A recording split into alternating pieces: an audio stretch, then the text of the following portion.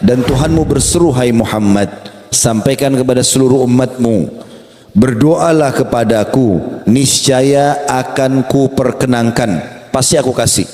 Doa ini kalau Bapak Ibu lakukan, dia menjadi satu perbuatan yang sangat mulia dan besar sekali pahalanya. Di dalam hadis Tirmidzi juga dikatakan, kata Nabi SAW, tidak ada sesuatu yang paling mulia di sisi Allah melebihi doa. Assalamualaikum warahmatullahi wabarakatuh. Halo sahabat semuanya. Pernahkah kita merasa sudah berdoa dengan sungguh-sungguh, tapi hasilnya seperti belum terlihat? Atau mungkin justru kita merasa doa kita tidak sampai ke langit? Hari ini kita akan belajar dari Ustadz Khalid Basalamah tentang rahasia agar doa cepat dikabulkan oleh Allah. Kita akan bahas bukan hanya caranya, tapi juga alasan dibalik doa-doa yang tertunda jawabannya. Dan di sesi pertama ini kita akan mulai dari pondasi yang terpenting, yaitu anjuran untuk berdoa. Karena doa pasti dikabulkan oleh Allah Subhanahu wa Ta'ala. Surah Ghafir atau surah Mu'min juga nama lainnya ya. Surah nomor 40 ayat 60 Allah berfirman, a'udzubillahi minasyaitonir rajim, wa qala rabbukum ud'uni astajib lakum innal ladzina yastakbiruna an ibadati sayadkhuluna jahannama dakhirin. Artinya, dan Tuhanmu berseru, hai Muhammad, sampaikan kepada seluruh umatmu, berdoalah kepadaku, niscaya akan ku perkenankan, pasti aku kasih. Minta apa saja aku kasih. Sesungguhnya orang-orang yang menyombongkan diri, maksudnya tidak mau berdoa, dari menyembahku, maksudnya merendah, tunduk, memohon, merengek sama Allah, maka akan masuk neraka jahanam dalam keadaan hina dina. Jadi ayat ini menjelaskan kepada kita dengan sangat tegas kalau Allah akan memperkenankan doa. Juga dalam sabda Nabi SAW, ad-doa huwal ibadah, doa itu adalah inti ibadah. Kata Ibnu Hajar rahimahullah, yang dimaksud dengan doa itu adalah ibadah, artinya bagaimana seseorang menggantungkan seluruh nasibnya, kebutuhannya, apapun hajatnya kepada Sang Pencipta Allah, dan dia tidak boleh lalai sedikit pun. Sebagaimana Allah sudah mengaturkan, mau nggak mau, kalau dia sebagai seorang muslim, ada namanya doa mau tidur, doa bangun tidur, doa mau makan, doa habis makan, doa mau masuk rumah, keluar rumah, masuk kamar mandi, keluar kamar mandi, mau berhubungan biologis, mau apa saja, doanya banyak. Allah SWT sudah siapkan agar dalam setiap keadaannya dia selalu bergantung dengan Allah Subhanahu wa Ta'ala. Kalau teman-teman tidak mau berdoa, maka justru mengundang murkahnya Allah. Di dalam hadis riwayat Tirmidzi, Allah marah, kata Nabi SAW, Allah murka dengan orang yang tidak berdoa kepadanya. Itu dalam riwayat lain dikatakan, atau dalam naskah yang atau tulisan yang lain, barang siapa yang tidak berdoa maka Allah akan marah padanya. Jadi subhanallah, ada seorang penyair berkata, teman-teman sekalian, jangan kau minta sama manusia, karena kalau kau minta padanya dia akan marah. Kalau kita minta sama manusia sekali dikasih, 2 kali dikasih, 3 kali, 10 kali, dia akan marah. Tapi mintalah kepada zat Allah yang kalau kau tidak minta justru dia marah.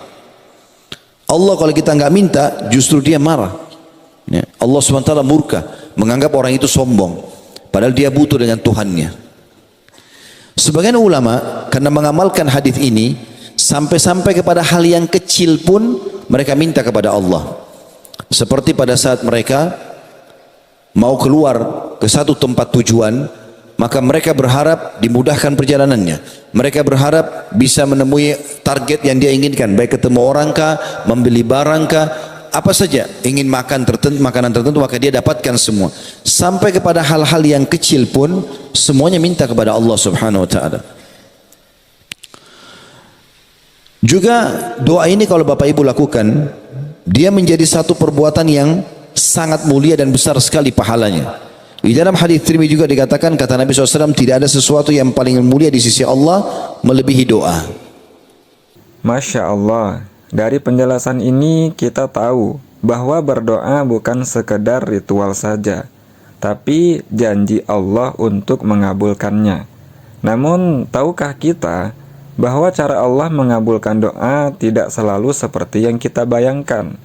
Mari kita simak di sesi kedua ini bagaimana Allah menjawab doa-doa kita dengan cara yang sempurna. Yang paling pertama teman-teman, kita harus pahami poin penting dalam doa juga. Doa itu adalah ibadah.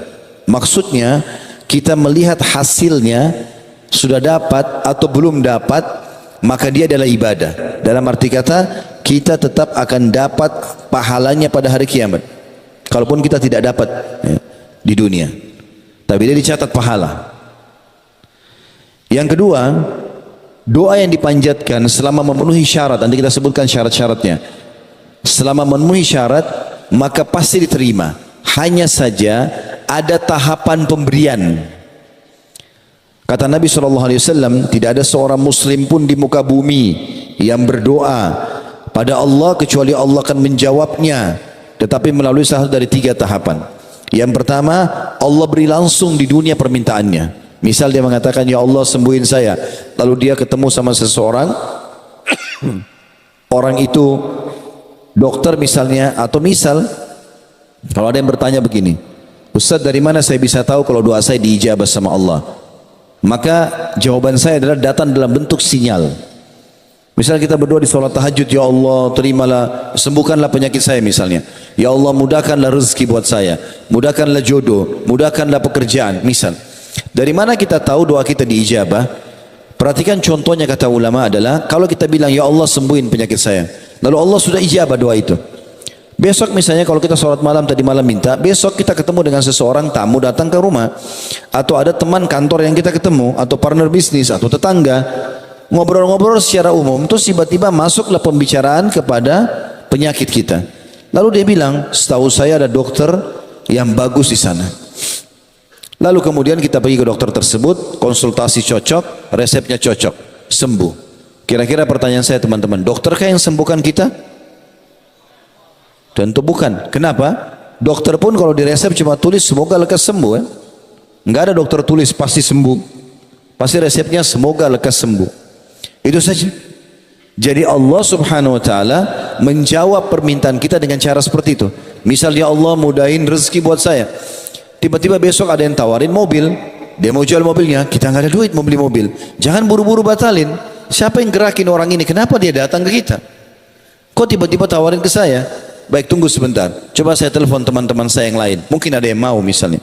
Lalu mungkin dari situ teman-teman kita memberikan kita uang.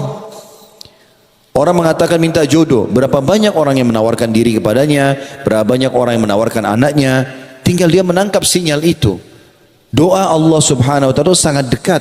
Dan dia akan beri kepada kita. Atau yang kedua, kata Nabi SAW, jadi tidak ada seorang muslim pun berdoa di muka bumi kecuali diterima doanya hanya melalui 3 tahapan. Yang pertama Allah kasih langsung kayak tadi. Yang kedua, dihilangkan keburukan yang akan menimpa dia. Kata Ibnu Qayyim rahimahullah, kalau ada seorang hamba misal berkata, ya Allah sembuhkan anakku, anaknya sakit. Lalu dia berdoa selama 10 tahun. Dan ternyata menurut dia anaknya belum sembuh. Maka kalau dia mengira bahwasanya doanya belum diijabah, kata Ibnu Qayyim itu kekeliruan yang sangat besar.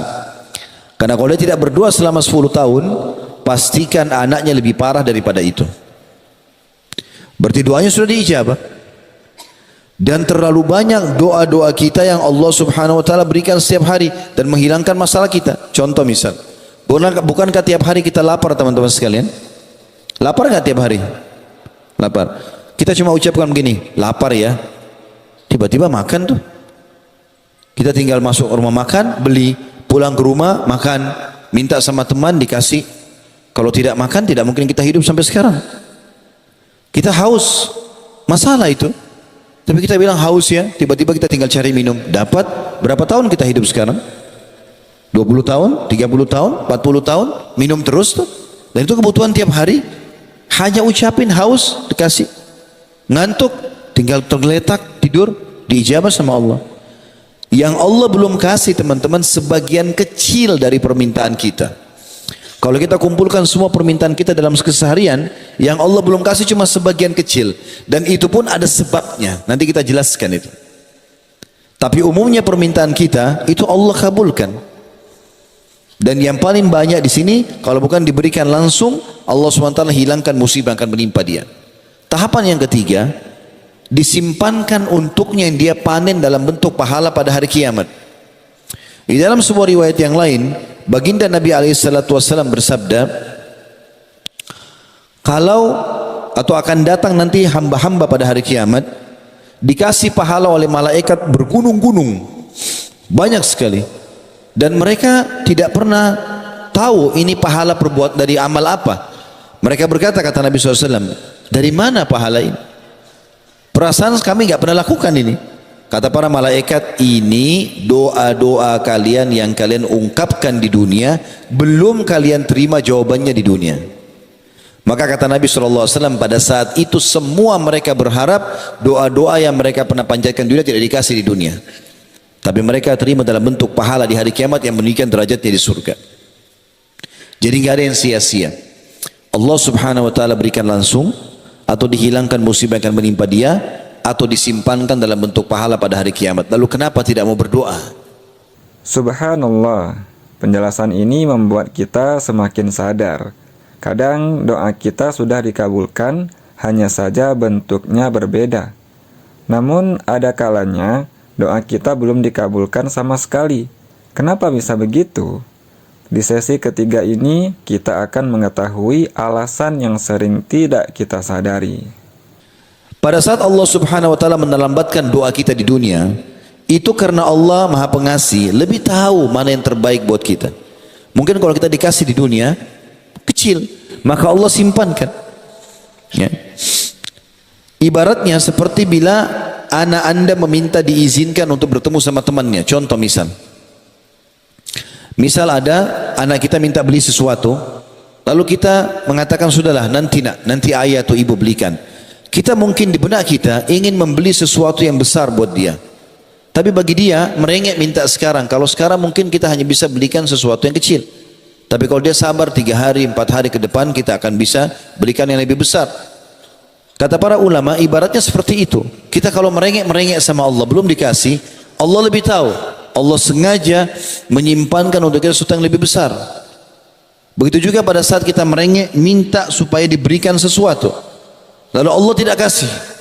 Allah bukan tidak dengar, karena Allah Maha mendengar. Dan Allah janji tadi dalam surah Ghafir ayat 60, Allah pasti ijabah. Lalu seperti apa memahaminya? Kata para ulama, maka Allah Subhanahu wa taala akan menghilangkan masalah-masalah dia. Seperti misalnya kalau anak kita sedang minta berteman sama seseorang. Ada temannya, kita tahu anak temannya ini narkotika, pemabuk, pezina. Anak kita nggak tahu. Lalu dia pamit, ayah, ibu, saya mau berteman sama dia, saya mau jalan malam minggu ini. Kira-kira kita sebagai orang tua izinkan nggak? Hah? Izinkan nggak? Benar. Cuma 3 orang yang jawab. Kalau anak kita jelas mau bergaul sama penjahat, pembunuh, pezina, pamit sama kita sebagai orang tua, kita tahu ini anak temannya ini buruk, kita izinkan nggak?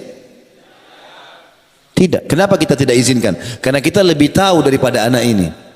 Kata para ulama, pada saat seseorang minta sesuatu kepada Allah Azza wa Jal, lalu Allah belum berikan, bisa karena Allah ingin berikan sesuatu yang lebih besar, atau memang kalau diberikan kepadanya malah buruk, malah akan mengganggu dia gitu. Saya kasih contoh berhubungan dengan masalah ini. Ada seorang dokter di Ummul Qura, sudah masuk waktu Isya? Oh. Ada seorang dosen di Ummul Qura, beliau bernama Dr. Muhammad Hafizahullah.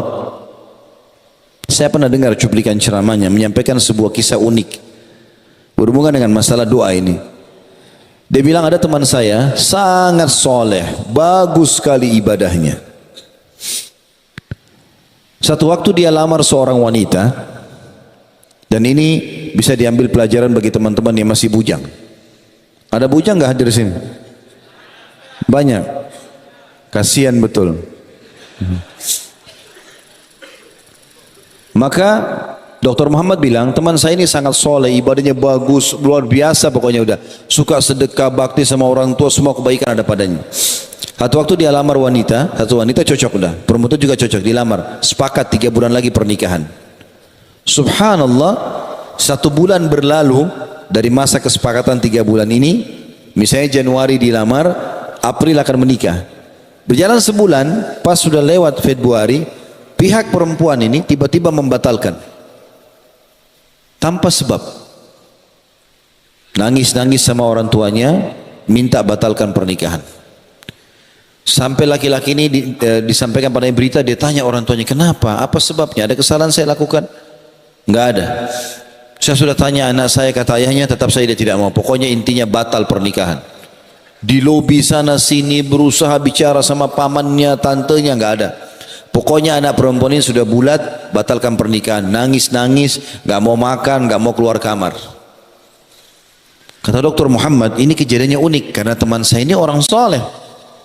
Dia tahu betul orang yang rajin sholat malam, 5 waktu di masjid, luar biasa pokoknya amalnya. Kata dia, temannya merasa, teman saya sudah merasa sudah nggak ada jalan lain, ya sudah dibatalkan pernikahan. Tapi dalam 2 bulan yang tersisa, misalnya tadi kalau kita bilang Januari ke April, bulan Februari sudah lewat dibatalkan, maka bulan Maret sama April ini dia terus berdoa. Anak muda ini terus berdoa. Terus dia berdoa kepada Allah dan doanya selalu, ya Allah kembalikan dia kepada saya, mudahkan saya menikahinya, saya suka dia, jangan sampai saya malu di tengah-tengah masyarakat dan segala macam bahasa. Kata Dr. Muhammad, saking seriusnya teman saya ini berdoa, kalau saya lagi ketemu di masjid antara azan iqamah, selalu aja saya dengar doanya minta kembali perempuan itu. Dan saking kesiannya saya juga bilang, ya Allah kabulkan. Karena luar biasa doanya, merengek-merengek minta nikah sama perempuan ini. Kata Dr. Muhammad, jadi pertanyaan buat saya, 2 bulan dia berdoa berturut-turut, Allah seperti nggak kabulkan. Terbukti setelah bulan hari H pernikahannya yang tadi ditentukan itu yang dibatalkan, lewat perempuan ini rupanya tunggu tanggal itu, lewat tanggalnya dia lamar oleh laki-laki lain menikah. Jadi orang baru melamar tiba-tiba diterima menikah. Pada saat itu dia berhenti berdoa karena sudah jadi istri orang. Rawai lagi antum berdoa, ya Allah matikan suaminya misalnya. Dia berhenti berdoa. Kata Dr. Muhammad, saya subhanallah mengetahui rahasia kasih sayang Allah kepada temanku ini justru setelah perempuan itu menikah sama laki-laki lain. Sebulan pernikahan perempuan itu, kisah nyata di Saudi, sebulan pernikahan perempuan itu, baru sebulan kanker payudara mengenai sebelah kanan payudaranya dan kronis, harus dipotong. Dalam sebulan menikah nggak ada payudara kanan. Bulan kedua kata Dr. Muhammad, rupanya kankernya sudah sangat ganas nyebar ke payudara sebelah kiri, dipotong juga. 2 bulan pernikahan nggak ada payudara. Bulan ketiga perempuan ini ternyata punya masalah di urat saraf bagian belakang kepalanya, sehingga dioperasi dan membuat kedua matanya buta. Bulan keempat perempuan ini meninggal dunia. Kata Dr. Muhammad, subhanallah, yang telah menyelamatkan teman saya dari perempuan itu dengan caranya. Andai saja dia yang menjadi jodohnya, mungkin dia akan sibuk dan lebih sedih lagi karena melihat keadaan istrinya seperti itu. Sangka baik dengan Allah teman-teman sekalian. Allah itu zat yang lebih sayang kepada kita daripada ibu kita sendiri. Nah, sahabat semuanya, jadi kita sudah semakin paham ya, cara Allah menjawab doa kita adalah dengan kasih sayangnya kepada kita. Dan Allah punya alasan yang baik untuk kita jika kita merasa doa kita belum Allah kabulkan. Mengetahui alasannya saja tidak cukup. Kita butuh langkah nyata agar doa kita lebih cepat diijabah. Dan di sesi terakhir ini, kita akan belajar dari Ustadz Khalid Basalamah cara utama supaya doa kita segera Allah kabulkan. Yang paling pertama adalah ikhlas. Apa itu ikhlas teman-teman? Lawan riya. Kapan kita melakukan ibadah untuk makhluk supaya dipuji, kita lagi berdoa setan bisikin, tuh orang di sebelahmu lagi lihat, berdoalah lama-lama. Sujudlah, jangan angkat kepalanya, tunggu lagi dilihat. Tunggu di foto, tunggu ini dan itu. Waswas syaitan. Dan ingat, semua ibadah kata ulama akan terlintas riya. Yang paling pertama syaitan lintaskan riya dulu. Karena riya ini senjata pamungkas. Kata Nabi SAW, al-yasiru minar riya syirk. Sedikit saja riya, mau pamer, melakukan ibadah karena makhluk, maka sudah syirik, ditolak sama Allah. Makanya teman-teman, kita harus menjaga keikhlasan ini. Kalau dasarnya ibadah itu diperintahkan oleh Allah di depan umum, kita kerjakan depan umum. Kalau dasarnya diperintahkan tersembunyi, sembunyikan. Contoh, kita kayak hadir di majelis ilmu begini, rame-rame, sholat berjamaah, haji, umrah, jihad, memang begitu. Cari nafkah, kita di luar, memang depan umum. Tinggal kita kontrol niat kita ikhlas. Tapi kalau ibadah itu memang dasarnya tersembunyi, kayak sholat tahajud, sholat duha, zikir, orang tidak dengar, berdoa, jangan dipamer, jangan dibilang, jangan diperlihatkan ke orang lain. Selesai, nggak ada yang tahu. Ikhlas ini Allah perintahkan dalam surah Al-A'raf, surah nomor 7 ayat 29. A'udzubillahi minasyaitonirrajim. Qul amara rabbi bil qist wa aqimu wujuhakum inda kulli masjidin wad'uuhu mukhlishina lahu ad-din kama bada'akum ta'udun. Katakanlah hai Muhammad, Tuhanku menyuruh menjalankan keadilan dalam setiap keadaan, harus adil. Dan katakan juga, luruskan wajah kalian di setiap solat dan berdoalah pada Allah dengan mengikhlaskan ketaatanmu kepadanya. Sebagaimana dia menciptakan kamu pada permulaan, demikian pula kamu akan dikembalikan kepadanya.